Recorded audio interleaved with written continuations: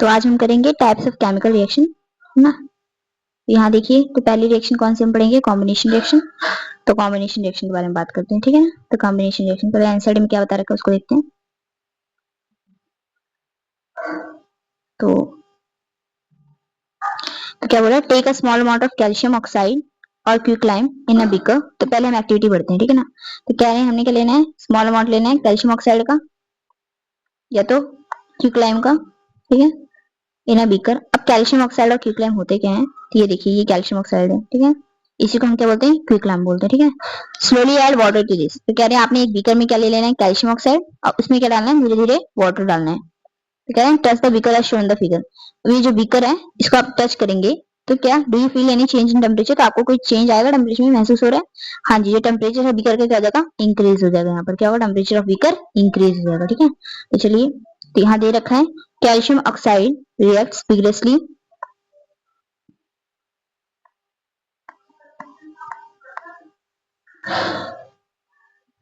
calcium oxide reacts vigorously with water to produce slakelime calcium hydroxide releasing a large amount of heat। तो यहाँ क्या क्या बोला गया है वो देख लेते हैं हम, ठीक। तो कह रहे हैं कैल्शियम ऑक्साइड क्या कर रहे हैं, जो हमारा कैल्शियम ऑक्साइड था, जैसे हम इसके अंदर वाटर ऐड करते हैं तो क्या कहते हैं, विग्रस रिएक्शन देता है किसके साथ, वाटर के साथ, और क्या बना देता है, स्लेक लाइम, जिसको हम क्या बोलते हैं, कैल्शियम हाइड्रोक्साइड भी बोलते हैं, ठीक है। और लार्ज अमाउंट ऑफ क्या निकलती है, हीट। ये जो लार्ज अमाउंट ऑफ हीट है ये क्या करती है, बीकर का टेम्परेचर क्या कर देती है, इंक्रीज कर देती है, ठीक है ना। तो आगे बोल रहे हैं in this reaction calcium oxide and water combine to form a single product. अब आगे क्या बता रहे हैं, इस रिएक्शन में क्या हुआ, देखिए कैल्शियम ऑक्साइड है और वाटर है, कंबाइन करके उन्होंने सिंगल प्रोडक्ट बनाया, कौन सा, कैल्शियम हाइड्रोक्साइड। ऐसा रिएक्शन जिसमें सिंगल प्रोडक्ट बनता है, a reaction in which a single product is formed from two or more reactant, उसको हम क्या बोलते हैं, कॉम्बिनेशन रिएक्शन, ठीक है। तो क्या बोल रहे हैं, देखिए क्या बोल रहे हैं, ऐसी रिएक्शन जिसमें क्या कहते हैं, दो या दो से ज्यादा रिएक्टेंट मिलकर एक सिंगल प्रोडक्ट का फॉर्मेशन करेंगे, उस रिएक्शन को हम क्या बोलते हैं, कॉम्बिनेशन रिएक्शन, ठीक है ना। प्रोडक्ट कैसे बनेगा, सिंगल बनेगा, रिएक्टेंट चाहे दो हो चाहे दो से ज्यादा हो रिएक्टेंट, ठीक है, दो या दो से ज्यादा रिएक्टेंट रिएक्ट करके बना रहे हैं सिंगल प्रोडक्ट, इसको हम बोलेंगे कॉम्बिनेशन रिएक्शन। और इसकी एग्जांपल कौन सी दे रखी है आपको एनसीईआरटी में, ये वाली कौन सी देखिए, कैल्शियम ऑक्साइड, ठीक है, जिसको हम क्या बोलते हैं, क्विकलाइम बोलते हैं। जब उसमें वाटर डालेंगे तो क्या होगा, कैल्शियम हाइड्रोक्साइड बनेगा, जिसको हम बोलते हैं स्लेकलाइम, और क्या निकल लार्ज अमाउंट ऑफ हीट, ठीक है। तो यहाँ पर और क्या दे रखा है, क्या लिखा है, फॉर्मेशन ऑफ स्लेकलाइम, ठीक है, by reaction of calcium oxide with water, वही सेम चीज है। तो और बता रहे हैं इसमें क्या हो रही है, इस रिएक्शन में क्या निकल रही है, लार्ज अमाउंट ऑफ हीट निकल रही है। जिस रिएक्शन में भी लार्ज अमाउंट ऑफ हीट निकल रही होती है, इवॉल्व हो रही है या रिलीज बोल सकते हैं, तो ऐसी रिएक्शन को हम क्या बोलते हैं, एक्सोथर्मिक, क्या बोलते हैं, एक्सोथर्मिक। आगे करेंगे हम, ठीक है ना। तो देखिए पहले क्वेश्चन देख लेते हैं, क्या दे रखे हैं। ओके, ये हमने कर लिया था उस दिन, ओके।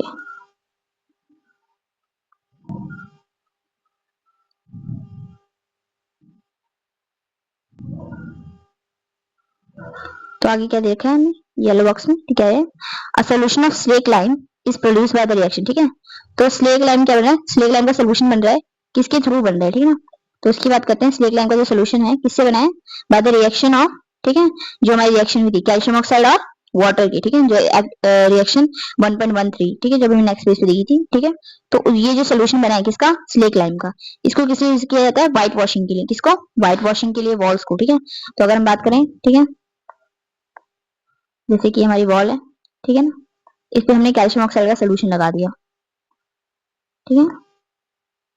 तो इस पे हम क्या कर देंगे, calcium oxide sorry slack lime क्या कर देंगे, सोल्यूशन लगा देंगे, ठीक है। स्लेक लाइम क्या लगा रहे हैं, सोल्यूशन या एक्वा सोल्यूशन जो भी है, स्लेक लाइम का इस पे हमने लगा दिया। तो क्या हुआ, जो हमारी वॉल है वो क्या जाएगी, धीरे धीरे क्या होगी, अब ये जो स्लेक लाइम है, ठीक है, ये जो हमारे इन्वायरमेंट में कार्बन डाइऑक्साइड है उससे क्या करेगा, रिएक्ट करेगा, ठीक है। जो हमारा स्लेक लाइम है ये इन्वायरमेंट में प्रेजेंट कार्बन डाइऑक्साइड से क्या करेगा, रिएक्ट करेगा। तो इन्वायरमेंट में प्रेजेंट कार्बन डाइऑक्साइड है, उससे क्या करेगा, रिएक्ट करेगा, और क्या देगा, शाइनी अपीयरेंस देगा। मतलब इससे रिएक्ट करने के बाद क्या बनेगा, कैल्शियम कार्बोनेट, ठीक है, और वो क्या देगा, शाइनी अपीयरेंस देगा, क्या देगा, शाइनी अपीयरेंस हमारी वॉल्स को। तो क्या बोल रहे हैं, जो हमारा क्या कहते हैं सोल्यूशन है, ठीक है, a solution of slack lime produce by the reaction, ठीक है, जो सोल्यूशन बनेगा स्लेक लाइम का, ठीक है, जो भी रिएक्शन के थ्रू हो रहा था कैल्शियम ऑक्साइड और वाटर की, उसको हम यूज करते हैं व्हाइट वॉशिंग के लिए, ठीक है। अब व्हाइट वॉशिंग के लिए जब हम यूज कर रहे हैं उसको, ठीक है, तो क्या होगा व्हाइट वॉशिंग के लिए जैसे हम इसको यूज करते हैं, तो क्या बोल रहे हैं, calcium hydroxide react slowly with the carbon dioxide in air.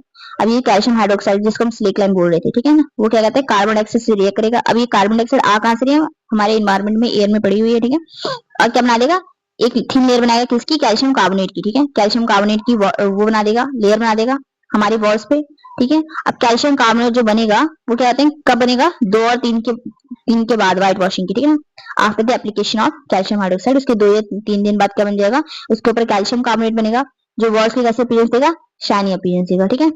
अब केमिकल फॉर्मूला जो हमारा है, यहाँ पर एक और चीज बोलेगी, it is interesting to note that the chemical formula for marble, जो मार्बल का है फॉर्मूला हमारा केमिकल फॉर्मूला, वो भी क्या है, CaCO3, और वही फॉर्मूला हमारा किसका, कैल्शियम कार्बोनेट का ही है, ठीक है। तो आगे बात करते हैं। तो यहाँ पर क्या हुआ था, कैल्शियम हाइड्रोक्साइड का रिएक्शन, ठीक है ना, कार्बन डाइऑक्साइड के साथ कैल्शियम कार्बोनेट बना रहे हैं और क्या बन रहा है, वाटर बन रहा है, ठीक है ना। और जो हमारा कैल्शियम क्या कहते हैं, स्लेक लाइम है, जिसको हम बोलते हैं कैल्शियम हाइड्रोक्साइड एक्वा सोल्यूशन, इसको हम यूज करते हैं व्हाइट वॉशिंग के लिए, ठीक है ना। तो यहाँ पर ये था, आगे देखते हैं। और कुछ और एग्जांपल्स हमारी कॉम्बिनेशन रिएक्शंस की, तो उसको देख लेते हैं। तो पहला है बर्निंग ऑफ कोल, पहला रिएक्शन देखा है burning of coal, burning of coal. तो यहाँ क्या हमारा कार्बन है, ऑक्सीजन है, ठीक है। जब क्या कहते हैं कार्बन को रिएक्ट करते हैं, कोल को हम रिएक्ट कर रहे हैं, क्या कर रहे हैं, बर्न कर रहे हैं एयर में, तो क्या निकल रही है, कार्बन डाइऑक्साइड और लार्ज अमाउंट ऑफ हीट निकलती है। यहाँ पर भी क्या निकलती है, हीट निकलती है, यहाँ पर भी निकल रही है हीट, क्या निकल रही है, हीट रिलीज हो रही है, ठीक है। आगे बात करते हैं formation of water from H2O and O2, ठीक है, H2 gas and O2, hydrogen gas और ऑक्सीजन गैस से के रिएक्शन से भी क्या बन रहा है, वाटर बन रहा है। तो यहाँ भी क्या है, 2 या 2 से ज्यादा प्रोडक्ट रिएक्टेंट है, रिएक्ट करके सिंगल प्रोडक्ट बना रहे हैं, ठीक है ना। तो ऊपर वाले रिएक्शन की बात करते हैं, हमारे कितने रिएक्टेंट थे, 2 रिएक्टेंट थे और प्रोडक्ट बना है सिंगल। तो किसकी एग्जांपल होगी, कॉम्बिनेशन की। यहाँ पर भी हाइड्रोजन गैस है, ऑक्सीजन गैस है और रिएक्ट करके बना रहे हैं वाटर बना रहे हैं, एक सिंगल प्रोडक्ट बना रहे हैं। तो ये भी किसकी एग्जांपल होगी, हमारी कॉम्बिनेशन रिएक्शन की, ठीक है। ये भी हमारी एग्जांपल होगी कॉम्बिनेशन रिएक्शन की। चलिए आगे बात करते हैं। In simple language, we can say that when 2 or more substances, elements or compound combine to form a single product, the reactions are called combination reaction. और क्या डेफिनेशन दे रखी है हमें कॉम्बिनेशन रिएक्शन की, उसको देख लेते हैं। तो क्या बोल रहे हैं, in simple language we can say that when 2 और मोर सब्सटेंस, ठीक है, सब्सटेंस एलिमेंट्स हो सकते हैं कंपाउंड, ठीक है, कंबाइन करके, ठीक है, सिंगल प्रोडक्ट बना रहे हैं, तो ऐसे रिएक्शन को हम क्या बोलते हैं, कॉम्बिनेशन रिएक्शंस बोलते हैं, ठीक है। अब आगे बात करते हैं, in activity 1.4 we also observe that a large amount of heat is evolve. तो हमने जो एक्टिविटी देखी थी हमारी, कौन सी थी, कैल्शियम ऑक्साइड था, ठीक है, उसको जब वाटर से रिएक्ट करा रहे थे क्या बन रहा था, कैल्शियम हाइड्रोक्साइड, और लार्ज अमाउंट में क्या निकल रही थी, हीट निकल रही थी, ठीक है। तो हमने और क्या ऑब्जर्व किया था, लार्ज अमाउंट ऑफ हीट निकल रही थी, ठीक है। तो इससे क्या हुआ, this makes the reaction mixture warm. तो इसकी वजह से जो हीट रिलीज हो रही थी उसकी वजह से रिएक्शन मिक्सचर क्या हो रहा था, वार्म हो रहा था, large amount of heat evolve हो रही थी, ठीक है। आप क्या बोल रहे हैं, reactions in which heat is released, ऐसी रिएक्शंस जिनमें हीट निकल रही है, रिलीज हो रही है, ठीक है, फॉर्मेशन ऑफ प्रोडक्ट के साथ, ठीक है, मतलब प्रोडक्ट तो बन रहा है, उसके साथ क्या निकल रही है, हीट भी निकल रही है। तो ऐसे रिएक्शन को हम कहते हैं एक्सोथर्मिक केमिकल रिएक्शन।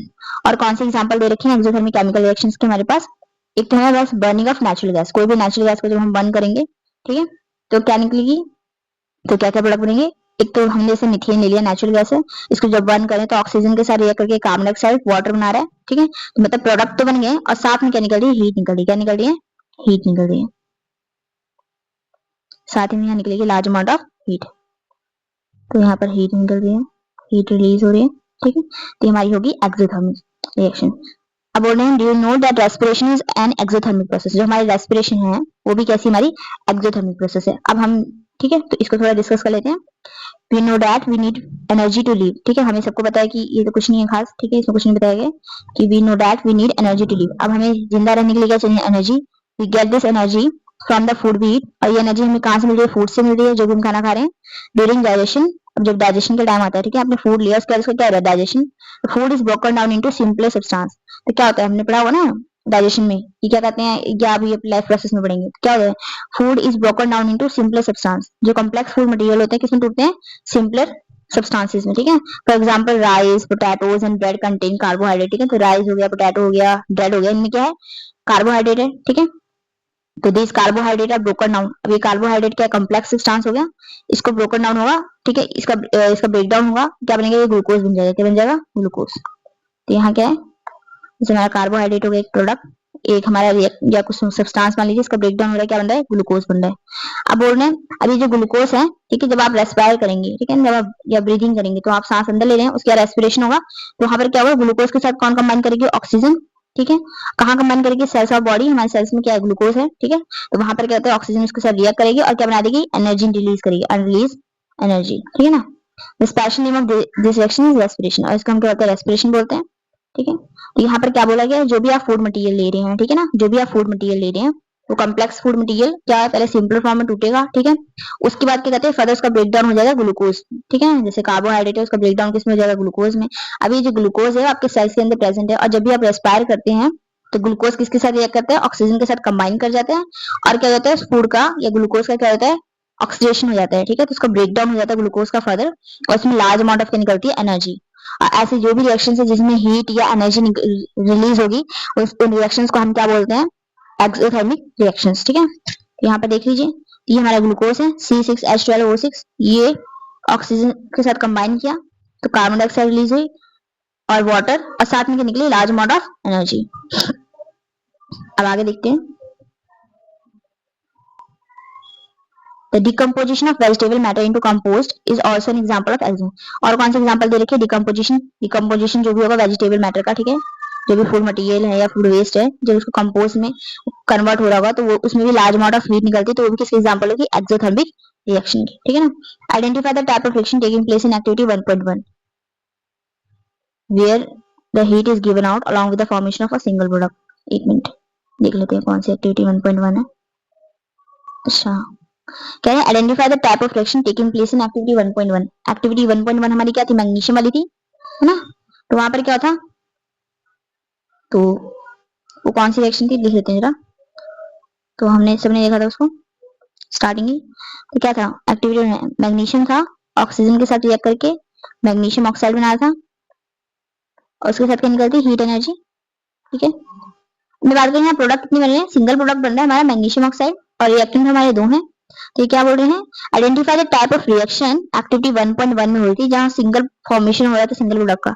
तो यहाँ बात करेंगे तो ये कैसी रिएक्शन है, इसकी अगर मैं लिखना चाहूँ ये कैसी है हमारी, ये हमारी कॉम्बिनेशन रिएक्शन भी है, कॉम्बिनेशन की भी एग्जांपल है, और एक्सोथर्मिक की भी एग्जांपल है, एक्सोथर्मिक,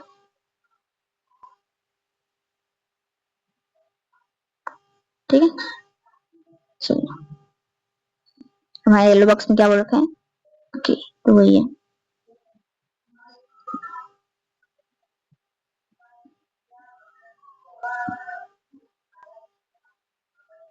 चलो अब डिकम्पोजिशन रिएक्शन के बारे में बात करते हैं। हमने फर्स्ट टाइप ऑफ रिएक्शन कर ली कॉम्बिनेशन रिएक्शन। कॉम्बिनेशन से पता ही चलता है कुछ कंबाइन हो रहा है, तो वहां क्या होता है, दो या दो से ज्यादा रिएक्टेंट कंबाइन करके एक सिंगल प्रोडक्ट बनाते हैं। फिर हमने पढ़ा एक्सोथर्मिक रिएक्शन, ऐसे रिएक्शन जिनमें हीट एनर्जी रिलीज हो रही है, हीट या एनर्जी रिलीज हो रही है, तो हमारी क्या है, एक्सोथर्मिक रिएक्शन होगी। अब यहाँ पढ़ेंगे डिकम्पोजिशन रिएक्शन। डिकम्पोजिशन का मतलब भी क्या है, डिकम्पोज मतलब कुछ टूट रहा है, ब्रेकडाउन हो रहा है कुछ, यहाँ डिकम्पोजिशन पढ़ेंगे। तो यहाँ क्या होगा, सिंगल रिएक्टेंट दो या दो से ज्यादा प्रोडक्ट में टूटेगा, तो उसको हम बोलेंगे डिकम्पोजिशन रिएक्शन। तो चलो इसको देखते हैं, पहले एक्टिविटी देख लेते हैं।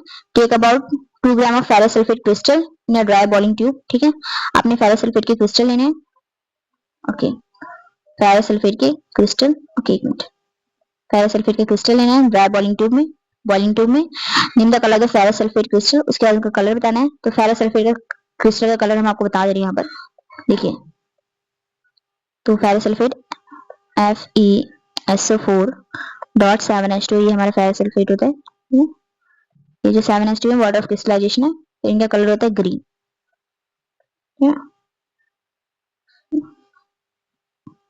अब बोल रहे हैं here the boiling tube over the flame of. अब ये जो बॉइलिंग ट्यूब आपने ली थी उसको क्या कहते हैं, फ्लेम ऑफ बर्नर या स्पिरिट पे क्या करना है, उसको हीट करना है, ठीक है, उसको हीट करना है, ठीक है।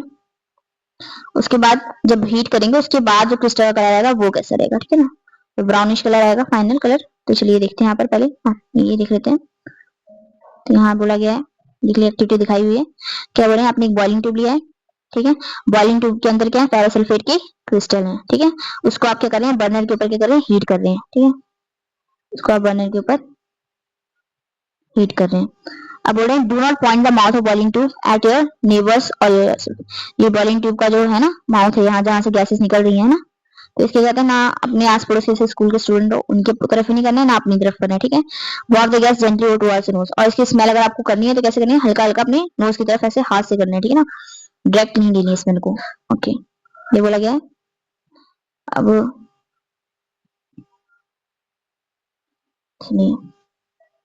Have you noticed the green color of the ferrous sulfate crystal has changed? तो कहने जब आप इसको हीट करेंगे तो उनका ग्रीन जो कलर है वो क्या हो जाएगा, चेंज हो जाएगा। You can smell the characteristic order of burning sulphur, और जो स्मेल आएगी गैसेस की वो कैसे आएगी, बर्निंग सल्फर की स्मेल है, ठीक है ना। तो अब चलिए देखते हैं। तो इन दिस रिएक्शन, अब ये हमने रिएक्शन दे रखे हैं, देखिए यहाँ बोल रहे हैं फेरस सल्फेट के क्रिस्टल है, ठीक है, और फेरस सल्फेट है। जब उसको पहले ऐसे था, देखिए इसको लिखना चाहूँ तो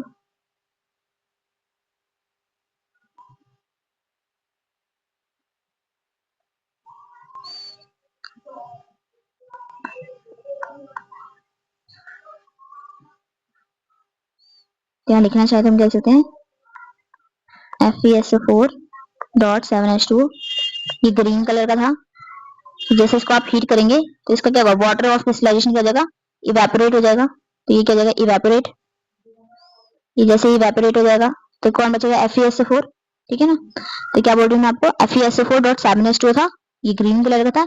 जैसे आप इसको हीट करेंगे तो वाटर ऑफ क्रिस्टलाइजेशन वो तो क्या देंगे, इवेपोरेट। तो कौन बचेगा हमारे पास, FeSO4 जो फेरस सल्फेट है। अब क्या कहते हैं, इसको फर्दर हीट करेंगे, जो FeSO4 ये कौन सा कलर का है, ये व्हाइट कलर का हो जाएगा, ठीक है। वो ग्रीन कलर का था, लेकिन जब हीट करेंगे जो वाटर ऑफ क्रिस्टलाइजेशन इवेपोरेट हो जाएंगे, तो ये कौन सा कलर का हो जाएगा, व्हाइट कलर का, व्हाइट, ठीक है, व्हाइट कलर का हो जाएगा। आगे बात करते हैं। अब इसको फर्दर जब हीट करेंगे तो क्या बन जाएगा, Fe2O3, ठीक है ना, फेरिक ऑक्साइड, और SO2 SO3। तो हमारी कौन कौन सी गैसें रिलीज हो रही है जब FeSO4 को आप हीट कर रहे हैं फर्दर, तो फेरिक ऑक्साइड सॉलिड बन रहा है, सॉलिड फॉर्म में, SO2 और SO3, ठीक है ना। तो ये गैसेज रिलीज हो रही है, ठीक है। आगे बात करते हैं। In this reaction you can observe that a single reactant, हाँ जी यहाँ देखिए सिंगल रिएक्टेंट था, कौन था हमारा, फेरस सल्फेट। ब्रेक डाउन हो कितने प्रोडक्ट बने हैं, 3, ये ferric oxide, sulphur dioxide, sulphur trioxide. तो in this reaction you can observe that a single reactant break down, ठीक है, सिंगल रिएक्टेंट, ठीक है, इसको थोड़ा वो लिख देते हैं, हाईलाइट कर लेते हैं।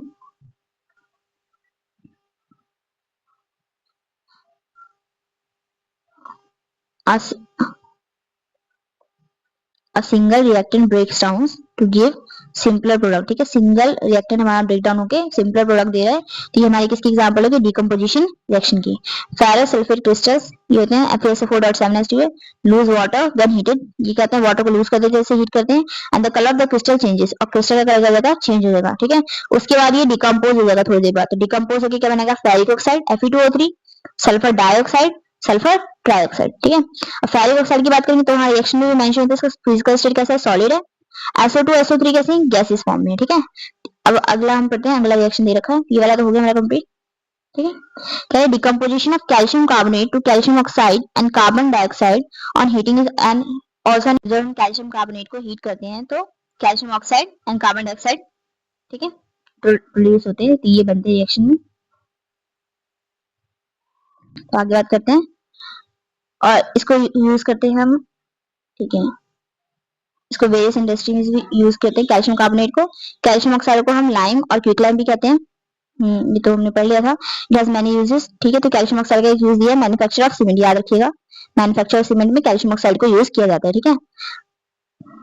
अब जब हम क्या कहते हैं डिकम्पोजिशन रिएक्शन को, ठीक है, कैरी कैसे कर रहे हैं, कैसे कर रहे हैं डिकम्पोजिशन रिएक्शन कैसे कैरी आउट कर रहे हैं, थर्मल हीट देके कर रहे हैं, तो उसको करेंगे थर्मल डिकम्पोजिशन। देखिए डिकम्पोजिशन रिएक्शन कैसे होगा, मतलब आपको या तो एनर्जी देनी होगी, एनर्जी देनी किसी भी फॉर्म में दे सकते हैं आप उसको, हीट की फॉर्म में, लाइट की फॉर्म में, या इलेक्ट्रिसिटी की फॉर्म में। जब हीट की फॉर्म में एनर्जी दे रहे हैं डिकम्पोजिशन रिएक्शन कराने के लिए, तो उस टाइम पे हम उसको कौन सी रिएक्शन होंगे, थर्मल डिकम्पोजिशन रिएक्शन, ठीक है। एक एक्टिविटी आपको और दे रखी है थर्मल डिकम्पोजिशन की, तो ये हमारी कैल्शियम कार्बोनेट वाली भी थर्मल डिकम्पोजिशन वाली है, फेरस सल्फेट वाली भी थर्मल डिकम्पोजिशन की एग्जांपल होगी। एक और दे रखी है एक्टिविटी 1.6 में, तो इसको भी देख लेते हैं। कह रहे हैं take about 2 gram of lead nitrate in a boiling tube, ठीक है। तो आपने 2 ग्राम लेड नाइट्रेट पाउडर लेना है बॉइलिंग ट्यूब में, ठीक है। Hold the boiling tube with a pair of tongs, उसके बाद उसको टोंग्स से पकड़ लेना, पेयर ऑफ टोंग्स से, and hold it over a flame, उसके बाद उसको फ्लेम पे रखना है। तो आप क्या देखेंगे, ठीक है, note down the change in if any, ठीक है। तो जब लेड नाइट्रेट को आप हीट करेंगे तो लेड ऑक्साइड बन जाएगा, ठीक है। और क्या कहते हैं, और गैसेस निकलेगी नाइट्रोजन डाइऑक्साइड और ऑक्सीजन गैस। तब चलिए इसको थोड़ा पढ़ लेते हैं आगे। यहाँ दिखा रखा है आपको, पहले पढ़ लेते हैं थोड़ा तो देख लीजिए।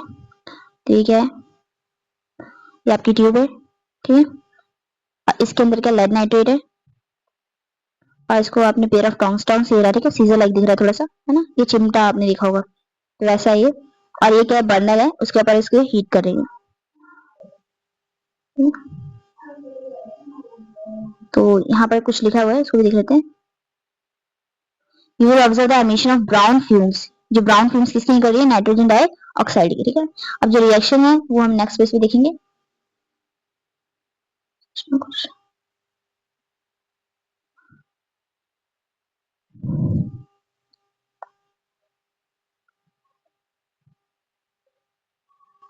ये हमारा रिएक्शन देख लेते हैं इसको।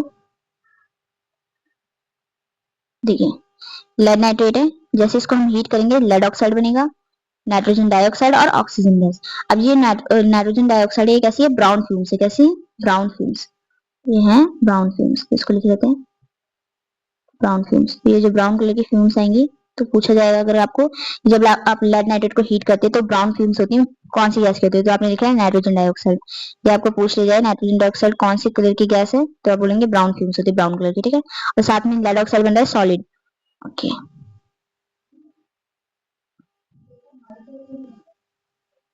Late us perform some more decomposition reaction. और भी हम देख रहे हैं डिकम्पोजिशन रिएक्शन। तो ये वाली की बात करें तो इस वाली डिकम्पोजिशन रिएक्शन में भी किसका यूज किया था, हीट का, तो किसके, थर्मल डिकम्पोजिशन की एग्जांपल है। नेक्स्ट देखते हैं, नेक्स्ट कौन सी है, तो क्या बोला है, let us perform some more decomposition reaction as given in activity 1.7 and 1.8। पहले हम एक्टिविटी 1.7 देख रहे हैं। देखिए क्या बोल रहे हैं, टेक अ प्लास्टिक मग, तो आपने एक प्लास्टिक का मग लेना है, take a plastic mug, okay, take a plastic mug and drill 2 holes at its base. Put rubber stoppers in these holes. Insert carbon electrode in this rubber stoppers. हाँ ठीक है, तो देखिए क्या बोला गया है, आपने एक मग लेना है प्लास्टिक का, उसके बेस साइड में आपने 2 होल्स करनी है, ठीक है, एंड फिट रबर्स, और यहाँ रबर के स्टॉपर लगा देना है। अब ये जो रबर के स्टॉपर आपने लगाए हैं, यहाँ पर क्या करनी है, 2 कार्बन की रॉड लगा देनी है। ये देखिए एक ब्लैक कलर की दिख रही है, ये वाली, एक ये वाली, तो 2 कार्बन की इलेक्ट्रोड लगा दी है। Connect this electrode to a 6 volt battery. अब ये जो इलेक्ट्रोड्स हैं इनको आपने कनेक्ट कर दिया एक बैटरी से 6 वोल्ट की है, ठीक है। तो बात करते हैं बैटरी का, जो पॉजिटिव टर्मिनल जिसे कनेक्ट किया वो एनोड बन जाएगा, और जिससे नेगेटिव किया वो क्या बन जाएगा, हमारा कैथोड बन जाएगा। Fill the mug with water such that the electrons are immersed and add a few drops of dilute sulphuric acid to water. कह रहे हैं आप जो आपका मग है इसको कहते हैं वाटर से फिल करना है, इस तरह से कि जब तक क्या कहते हैं आपकी जो इलेक्ट्रोड्स आपने डाली हैं वो इमर्ज ना हो जाए। देखिए अभी ये हमारी इलेक्ट्रोड थी, ये वाली ब्लैक वाली और ये वाली ब्लैक वाली, तो यहाँ वाटर का लेवल है, तो यहाँ पर क्या हो गया, हमारी इलेक्ट्रोड क्या है, फुली क्या हो गई, इमर्ज हो गई हमारे वाटर के अंदर, ठीक है। अब उसके बाद इसमें क्या डालना है, सल्फ्यूरिक एसिड की कुछ ड्रॉप्स डालनी है। अब सल्फ्यूरिक एसिड की ड्रॉप्स क्यों डाली गई है, ताकि क्या होता है जो आपका सोल्यूशन है या जो वाटर है कैसा हो जाए, कंडक्टिंग, कैसा हो जाए, कंडक्टिंग, कंडक्टिंग बनाने के लिए, ठीक है, सोल्यूशन को कंडक्टिंग बनाने के लिए, वाटर को कंडक्टिंग बनाने के लिए, टू मेक इट कंडक्टिंग। यहाँ लिख लेते हैं,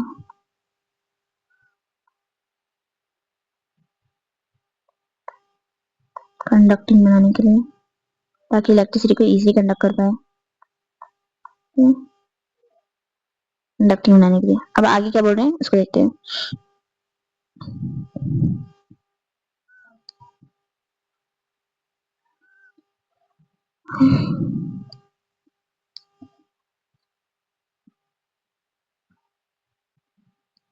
take 2 test tube filled with water and invert them over. अब आपने 2 टेस्ट ट्यूब लिए हैं, एक टेस्ट ट्यूब ऐसे मान लो, एक और ले ली, 2 टेस्ट ट्यूब ले ली आपने, ठीक है, उसमें क्या है, वाटर फिल है। अब उसको क्या करेंगे, इन्वर्ट कर देंगे, किसके ऊपर इन्वर्ट करेंगे, आपके जो इलेक्ट्रोड लगाए थे कार्बन के, इनके ऊपर क्या कर देंगे, इन्वर्ट कर देंगे, ठीक है, उल्टा लगा देंगे। अब उसके बाद क्या होगा, switch on the current and leave the apparatus undisturb for some. अब उसके बाद आपने स्विच ऑन कर देना, की प्लग कर देनी है, उसके बाद आप थोड़े टाइम के लिए इस apparatus को ऐसे छोड़ देंगे, तो क्या होगा, you will observe the formation of bubbles at both electrode. दोनों ही इलेक्ट्रोड पे आपको छोटे छोटे बबल्स की फॉर्मेशन दिख रही है, यहाँ दिख भी रही है, इसे दिखाई गई है वैसे, ये देखिए यहाँ पर क्या है, बबल्स बने हुए हैं,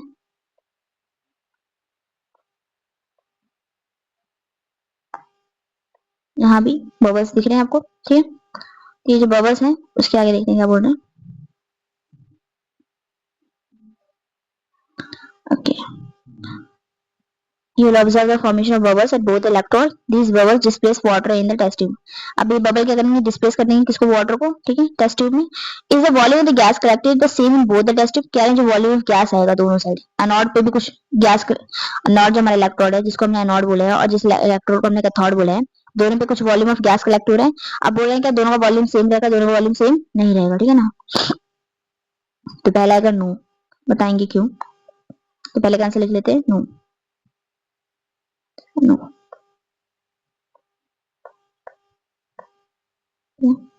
आगे. Once the test tube is filled with the respective gases, remove them carefully. अब जो टेस्ट ट्यूब क्या कहते हैं, जब गैसेस से फिल हो जाएंगी उस गैस को केयरफुली रिमूव करना है. टेस्ट दिस गैसेस और one by one bringing a burning candle close to the mouth of test tube. आपने क्या चेक करना है, ठीक है, टेस्ट करना है कि कौन सी गैस है, ठीक है. दोनों के पास एक एक बार क्या लेके जाएंगे आप, बर्निंग कैंडल लेके जाएंगे. एनोड के पास भी एक बार, कैथोड के पास भी, ठीक है. आप कहेंगे जो स्टेप है टीचर के द्वारा परफॉर्म करना चाहिए, ठीक है. और हर एक केस में क्या होगा जब आप लेके जाएंगे बर्निंग कैंडल को, ठीक है, एनोड के पास भी और कैथोड के पास भी, which gas is present in test tube, और कौन सी गैस प्रेजेंट है, ठीक है, टेस्ट ट्यूब के अंदर. तो पहले हम बताएंगे कौन सी गैस प्रेजेंट है, ठीक है. तो इसको एक मिनट रुकिए.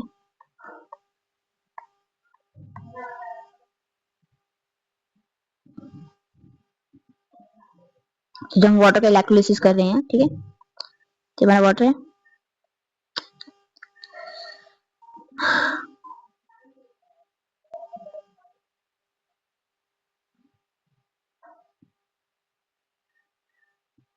ये वाटर है, वाटर, ठीक है. इसका इलेक्ट्रोलिसिस होगा तो H2 बनेगा और O2 बनेगा, ठीक है. तो बात कैसे हो, अगर हम बैलेंस कर लें, ठीक है, तो H2 है, O2 है, यहाँ 2 लगाएंगे और यहाँ भी 2 लगा देंगे. तो देखिए हर 2 मॉलिक्यूल्स, ठीक है ना, ऑफ H2O के लिए 2 मॉलिक्यूल किसके बन रहे हैं, हाइड्रोजन के, और एक मॉलिक्यूल किसका बन रहा है, ऑक्सीजन का. देखिए इसके आगे कोफिशिएंट कितने हैं, 2 है, ठीक है, स्टोइकोमेट्रिक कोफिशिएंट. तो यहाँ पर कितने, ये 2 है, इतना गंदा 2 है.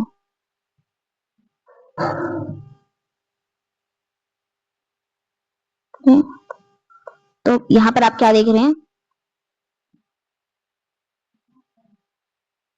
for every 2 molecule of H2O, 2 molecule of hydrogen gas and 1 molecule of oxygen gas is produced.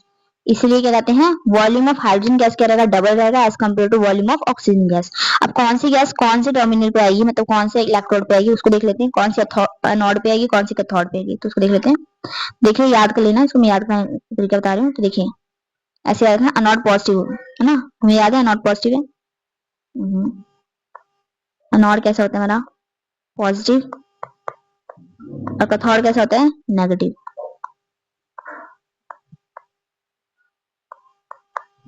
याद करने का तरीका है, आप अपना बना सकते हैं.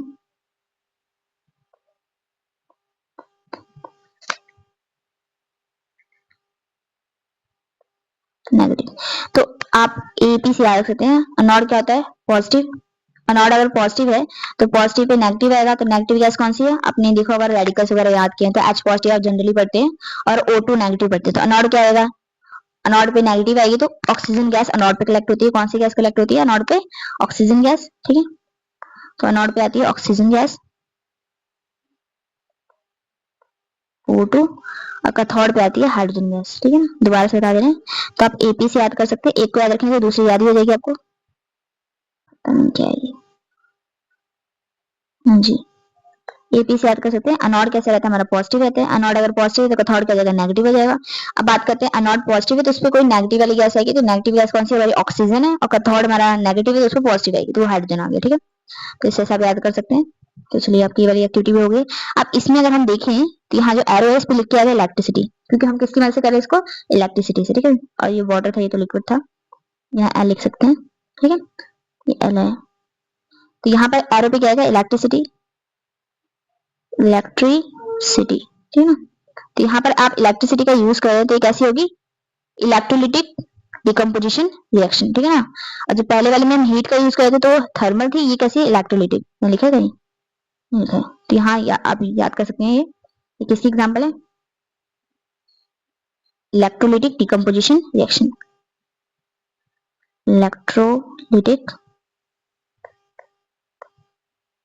डिकम्पोजिशन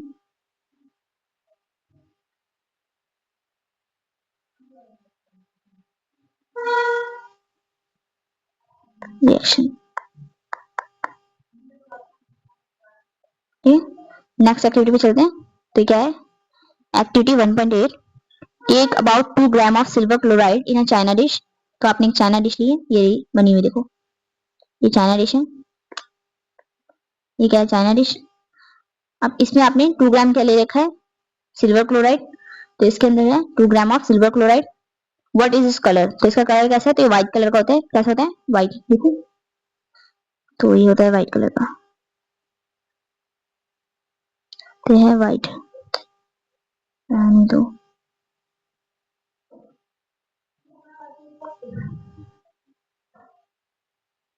कैसा कलर है, व्हाइट। ठीक है, अब बोल रहे हैं place this china dish in a sunlight for some time. इसको सनलाइट में रखेंगे तो क्या होगा, ठीक है, कलर सिल्वर क्लोराइड का देखेंगे आफ्टर सम टाइम। तो देखिए ऑब्जर्वेशन पूछा भी है, नीचे आंसर भी दे रखा है, देखिए you will see that silver chloride turns grey in sunlight. तो सिल्वर क्लोराइड का कलर कैसा होगा, ग्रे। ठीक है, this is due to the decomposition of silver chloride into silver and chlorine by light. तो ये ऐसा क्यों हो रहा है कि पहले व्हाइट था फिर कैसा हो गया, ग्रे हो गया। ठीक है, क्योंकि डिकम्पोजिशन हुआ है। ठीक है, किसका, सिल्वर क्लोराइड का, किसमें, सिल्वर एंड क्लोरीन में, ड्यू टू लाइट। तो यहाँ पे लिखेंगे व्हाइट सिल्वर क्लोराइड जो हमारा था कैसा हो जाएगा, ग्रे हो जाएगा। ठीक है, क्योंकि डिकम्पोजिशन हो जाएगा सिल्वर क्लोराइड का into silver and chlorine by light. ठीक है, तो ये सिल्वर क्लोराइड कैसे बनेगा तुम्हारा,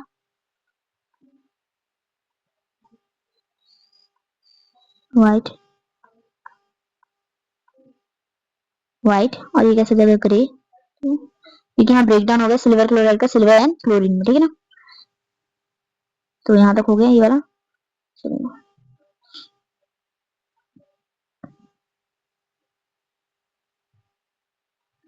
सेम एक और दे रखा है कि सिल्वर ब्रोमाइड को भी अगर हम सनलाइट में रखेंगे तो क्या होगा। ठीक है, तो सिल्वर ब्रोमाइड को जब हम सनलाइट में रखेंगे तब क्या होगा, तो हमारा सिल्वर ब्रोमाइड है, सेम डिकम्पोजिशन इसका भी होगा जैसे उसका हुआ था सिल्वर क्लोराइड का।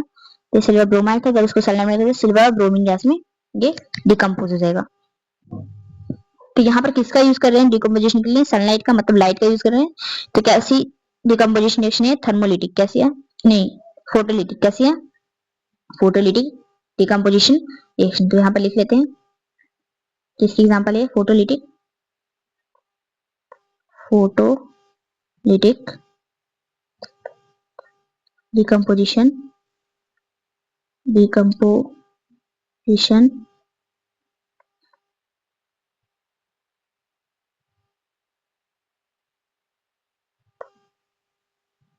रिएक्शन।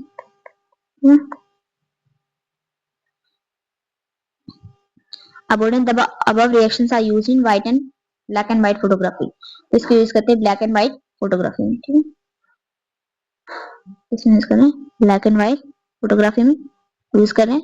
अब क्या है, कौन सी फॉर्म ऑफ एनर्जी है, तो लाइट एनर्जी है। ठीक है, we have seen that decomposition reactions require energy. ठीक है, तो हमने देख लिया डिकम्पोजिशन रिएक्शन की क्या चाहिए, एनर्जी चाहिए, either in the form of heat, light और इलेक्ट्रिसिटी। ठीक है, for breaking down the reactant, ताकि रिएक्टेंट का ब्रेक डाउन हो सके। अब हमने पढ़ा था reactions in which energy is observe. अब ऐसे रिएक्शंस जिनमें एनर्जी ऑब्जर्व होगी उनको हम बोलेंगे एंडोथर्मिक रिएक्शन। एक्सोथर्मिक हमने पढ़ा था ऐसे रिएक्शंस जिनमें एनर्जी इवॉल्व हो रही है या हीट इवॉल्व हो रही है, रिलीज हो रही है। ठीक है, इसका जस्ट अपोजिट क्या हमारा एंडोथर्मिक रिएक्शन, जिसमें क्या कहते हैं हीट एनर्जी ऑब्जर्व होगी या लाइट एनर्जी या कोई भी एनर्जी, कोई भी फॉर्म ऑफ एनर्जी ऑब्जर्व हो रही है। ठीक है, ठीक है, ऐसे एग्जांपल होंगे हमारे डिकम्पोजिशन रिएक्शन की, सॉरी एंडोथर्मिक की। ठीक है, चलिए आगे चलते फिर। कह रहे हैं take two about barium hydroxide in a test tube. ठीक है, बेरियम हाइड्रोक्साइड को टेस्ट ट्यूब में लेना है and add 1 gram of ammonium chloride and mix with the help of a glass rod, touch the bottom of the test tube with the help of your palm, what do you feel। ठीक है, तो यहाँ क्या पूछा गया है, ये exothermic reaction है कि एंडोथर्मिक रिएक्शन है। तो चलिए देखते हैं, बेरियम हाइड्रोक्साइड है, ठीक है, और उसमें क्या ऐड करें, अमोनियम क्लोराइड। ठीक है ना, ओके, तो चलिए लिखते हैं इसको। तो बात करते हैं barium hydroxide,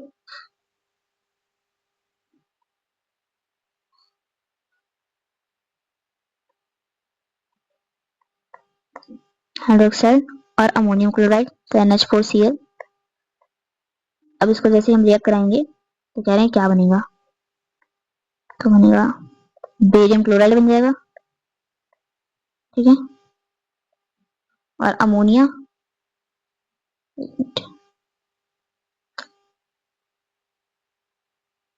plus ammonia NH3 ammonia gas और वाटर।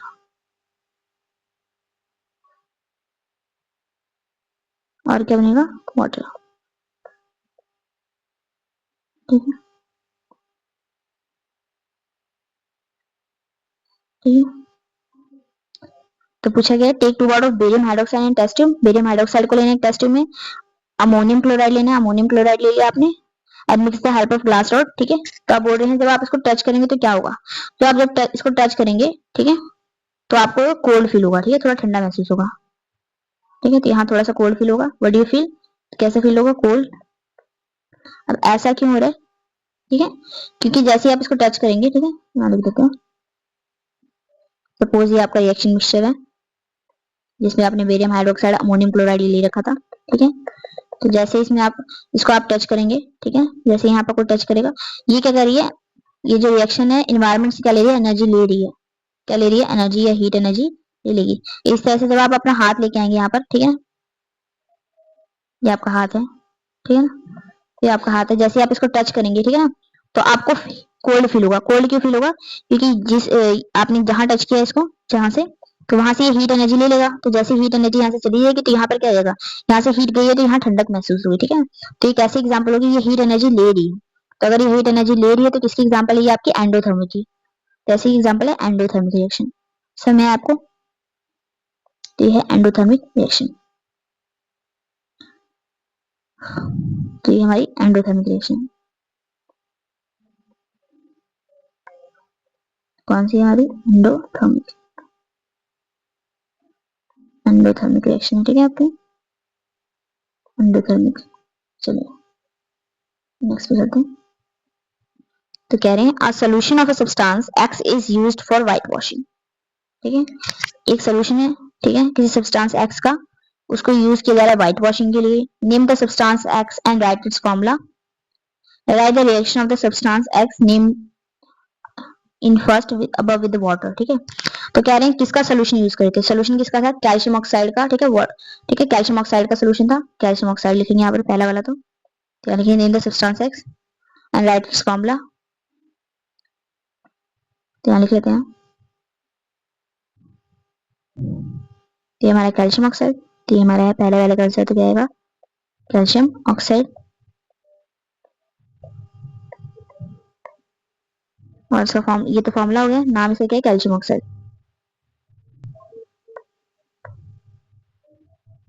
Calcium oxide. आगे बोल रहे हैं right the reaction of the substance X name in first above with the water. तो इसका रिएक्शन में वाटर के साथ लिखना है, कैल्शियम ऑक्साइड का वाटर के साथ रिएक्शन। चलिए यहाँ लिख ले रहे हैं, तो कैल्शियम ऑक्साइड का वाटर के साथ रिएक्शन, तो आपका कैल्शियम ऑक्साइड है। ठीक है, इसका जैसे हम वाटर के साथ रिएक्शन कराएंगे तो क्या होगा? कैल्शियम हाइड्रोक्साइड बनेगा, CaOH ट्वाइस, और क्या निकलेगी? Heat energy. ठीक है, तो कैल्शियम ऑक्साइड को हम क्या बोलते हैं? क्विकलाइम बोलते हैं, क्विकलाइम, लाइम भी बोल देते हैं। और जो भी आपका बना है कैल्शियम हाइड्रोक्साइड, इसको क्या बोलते हैं? स्लेक्ड लाइम बोलते हैं। क्या बोलते हैं? Slaked lime. ठीक है, चलिए नेक्स्ट क्वेश्चन पे चलते हैं। Why is the amount of gas collected in one of the test tube in activity 1.7 double the amount? ठीक है, तो ये इसका हमने लिख दिया था। और नेम दिस गैस, ये भी हमने लिख दिया था कौन कौन सी गैस थी। तो डबल किसका बना था? हाइड्रोजन गैस का। ठीक है, डबल हाइड्रोजन गैस थी। और क्या कहते हैं? क्यों था? क्योंकि अगर हम 2 मॉलिक्यूल ऑफ वाटर की बात करें तो वो दो मॉलिक्यूल ऑफ वाटर से 2 मॉलिक्यूल ऑफ हाइड्रोजन गैस बना था, 1 मॉलिक्यूल ऑफ ऑक्सीजन गैस बना था इसलिए। ठीक है, तो नेक्स्ट क्वेश्चन पढ़ते हैं अब हम, डिस्प्लेसमेंट रिएक्शन। ठीक है ना, यहाँ भी आपको दे रखी है, एक्टिविटी दे रखी है।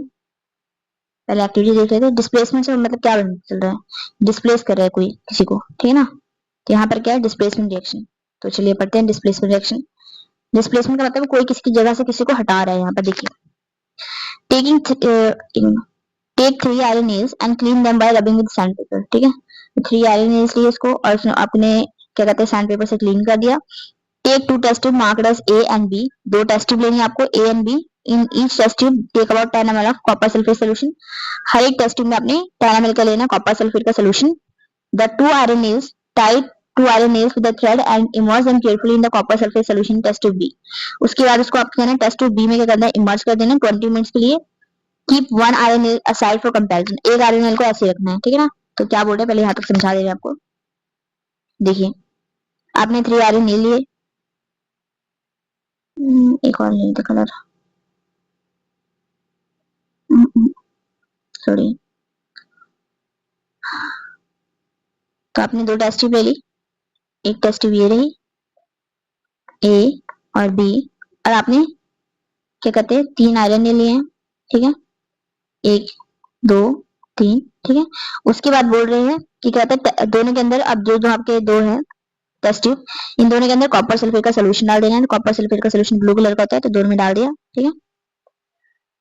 आगे क्या बोल रहे हैं, टाई टू आयरन नील्स, अब आपने दो आयरन नील को टाई करना है और क्या कहते हैं टेस्ट ट्यूब बी में डाल देना है, ठीक है ना। टेस्ट ट्यूब बी यहाँ लिख ले रहे हैं, तो ये आपकी टेस्ट ट्यूब बी दोबारा से बना देते हैं, ठीक है। थोड़ी सी बड़ी बनाते हैं इसको,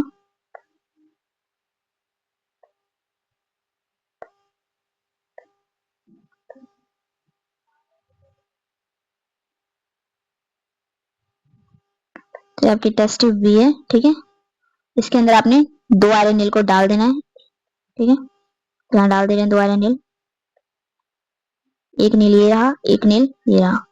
इसके अंदर है क्या, कॉपर सल्फेट का सोल्यूशन पहले से, तब बोल रहे हैं कॉपर सल्फेट का सोल्यूशन इसके अंदर पहले से पड़ा हुआ है।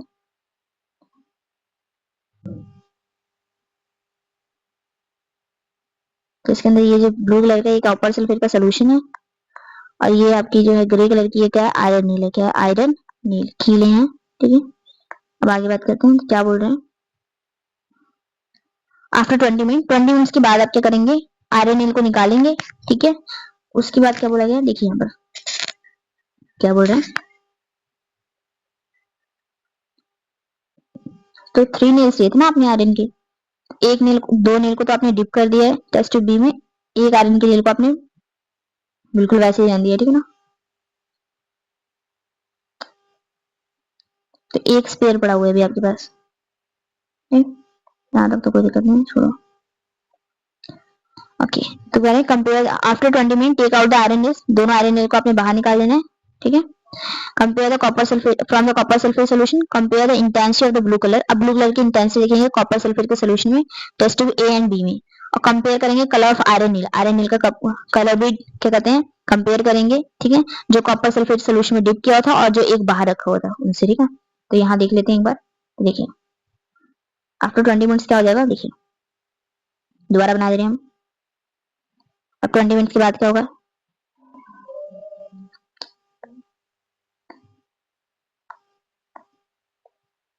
Test tube A test tube B है, ठीक है। तो ए टेस्ट ट्यूब का ब्लू कलर का कॉपर सल्फेट सोल्यूशन पड़ा हुआ है इसके अंदर, और जो बी टेस्ट ट्यूब है आपकी, ठीक है, उसमें से आपने आयरन नील को बाहर निकाल लिया, जैसे आप इसको बाहर निकालेंगे आयरन नील को, अब उसके बाद उसका कलर देखेंगे कैसा है, थोड़ा पेल ग्रीन कलर का कलर आ जाएगा उसमें, ठीक है। ये टेस्ट ट्यूब बी का कलर आ गया, ठीक है। ओके, ठीक है, पेल ग्रीन हो गया है, ठीक है। और आयरन नील का भी कलर चेक करना है, तो देखिए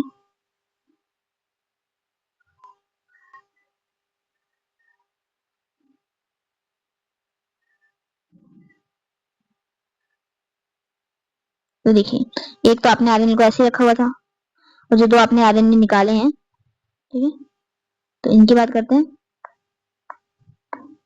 तो इसके ऊपर थोड़ी थोड़ी कोटिंग आ जाएगी रेडिश ब्राउन कलर की, ठीक है, रेडिश ब्राउन कलर की क्या आ जाएगी, कोटिंग आ जाएगी। अब ऐसा क्यों हो रहा है ये समझिए आप जरा, ठीक है ना, तो समझिएगा जरा।